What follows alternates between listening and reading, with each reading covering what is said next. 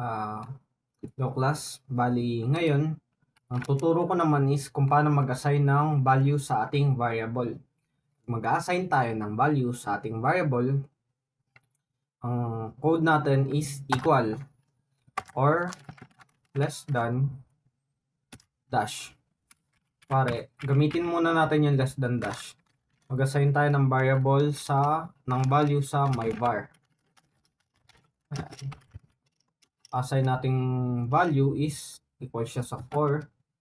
Then, pag i-run natin siya, pipindutin natin is Control Enter. Control Enter, ayun. After Control Enter, makikita nyo na lalabas siya sa ating environment pane at saka sa ating console pane. Ito siya, saka ito. So, subukan naman natin mag-assign ng value sa ating variable na ang gamit is equal. Pare, var1 equal sa 5. Control Enter, then ayan, lumabas na yung value niya sa ating environment. Then, paano naman kung mag-assign tayo ng integer? Pare, may int. So, ganun lang din. Type nyo lang 1.75, something like that. Then, Control Enter. Lalabas na yung value sa ating environment pane. Then, after that, yung tuturo ko naman yung pag-assign ng value sa ating characters. Pare is color. Color is equal to pink. Pag in-type niya is color is equal to pink, bali magkakaroon tayo ng error. Dahil dapat may extra command siya. Pag character yung i-assign natin sa ating variable. Kunyari, itong tinype ko. Control Enter. And lumabas bigla yung error. So, para maayos yan, makapag-assign tayo ng characters sa ating variable, kailangan natin gumamit ng double apostrophe. So, color is equal to double apostrophe, tapos sa loob nun, type tayo ng pink. Then, Control Enter, ayun, lalabas na siya.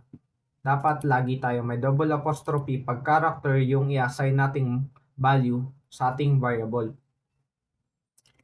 Then, paano naman kung mag-assign tayo ng boolean or kaya true or false? Sa true or false naman, kuwari mag-assign tayo ng true or false sa the dog is white. The dog is white is equal to, pwedeng gumamit tayo ng big letter T or buuin natin na true. Dapat all caps siya. Kasi pag hindi siya all caps, mag-error pa rin siya. So, kailangan, ang command natin, either single letter T, yan, Control T, or buuin natin siya ng big letter. Yan. Which is, sa command natin, walang error.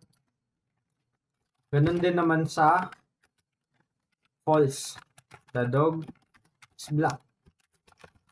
Tapos, assign natin siyang false.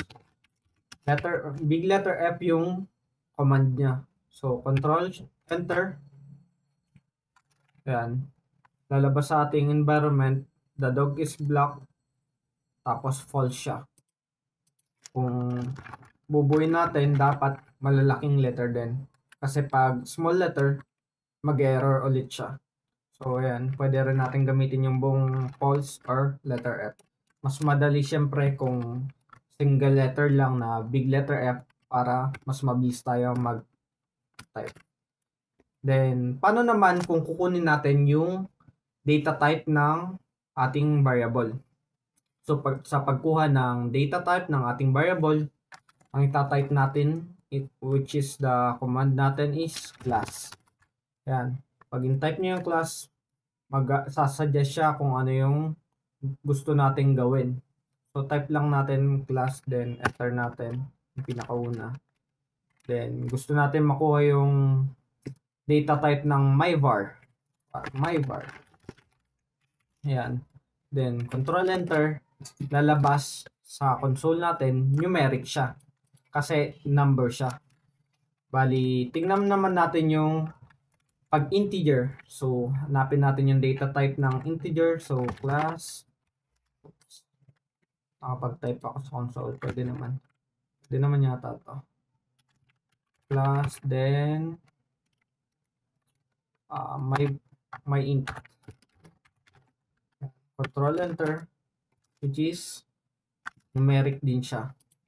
So, ibig sabihin, basta number yung itinype natin, kahit integer siya or whole number siya, siguro kahit na subukan natin mag-assign ng negative.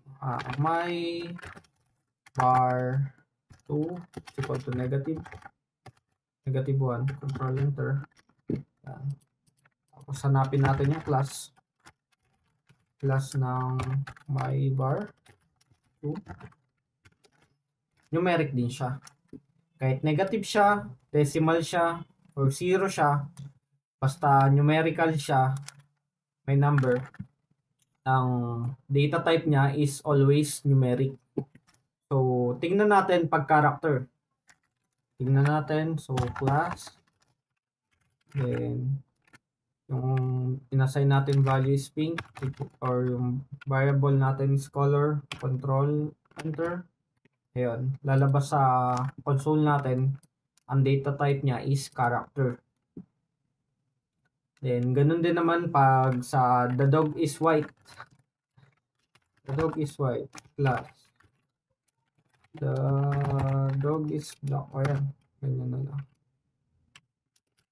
So, ayan, pag boolean siya, pag nasasagot siya ng true or false, ang data type niya is logical. So, meron tayong numeric, character, at saka logical na data type.